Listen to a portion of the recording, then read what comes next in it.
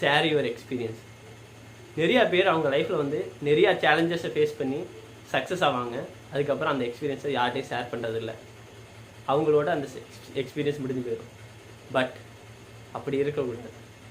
நீங்கள் உங்களோட எக்ஸ்பீரியன்ஸை மற்றவங்கள்ட்ட ஷேர் பண்ணுங்கள். ஏன்னா யாரோ ஒருத்தவங்களுக்கு இது ஹெல்ப் பண்ணலாம். அதே மாதிரி உங்களோட எக்ஸ்பீரியன்ஸ் நீங்கள் எந்த வயசில் இருந்தாலும் சரி, உங்களோட இத்தனை வருஷம் எக்ஸ்பீரியன்ஸை நீங்கள் வந்து நெக்ஸ்ட்டு கம்மிங் ஃப்யூச்சரில் அப்ளை பண்ணலாம். இதில் என்னென்னலாம் நீங்கள் அப்ளை பண்ணி சக்ஸஸ் ஆனீங்க, இம்ப்ரூவ் ஆனீங்களோ அதெல்லாம் ஃப்யூச்சரில் நீங்கள் அப்ளை பண்ணி நீங்கள் இன்னும் பெஸ்ட்டை கொடுக்கலாம்.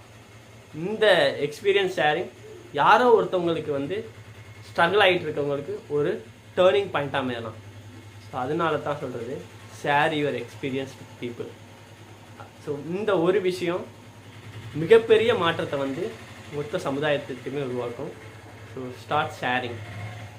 நிறையா லீடர்ஸ் மிகப்பெரிய இம்பேக்டை ஏன் க்ரியேட் பண்ணாங்கன்னா, they start sharing their experience, there action. So அவங்க வந்து அவங்களோட எக்ஸ்பீரியன்ஸ் என்னென்னலாம் அவங்க எக்ஸ்பீரியன்ஸ் பண்ணாங்களோ அந்த எக்ஸ்பீரியன்ஸையும் அதோடு அவங்க என்ன கனவு கண்டாங்களோ அதெல்லாம் அந்த உலகத்தில் ஷேர் பண்ணிட்டு போனாங்க. அதனால தான் மிகப்பெரிய லீடர்கள் வந்து பெரிய இம்பேக்டை க்ரியேட் பண்ணிட்டு இந்த உலகத்தை விட்டு போயிருக்காங்க. நீங்களும் அப்படி ஒரு ஆளாக இருக்கணும்னா உங்களோட எக்ஸ்பீரியன்ஸை ஷேர் பண்ண பயப்படாதீங்க. ஒவ்வொருத்தவங்களும் அவங்களோட experience unique. Share it with the world. Help others.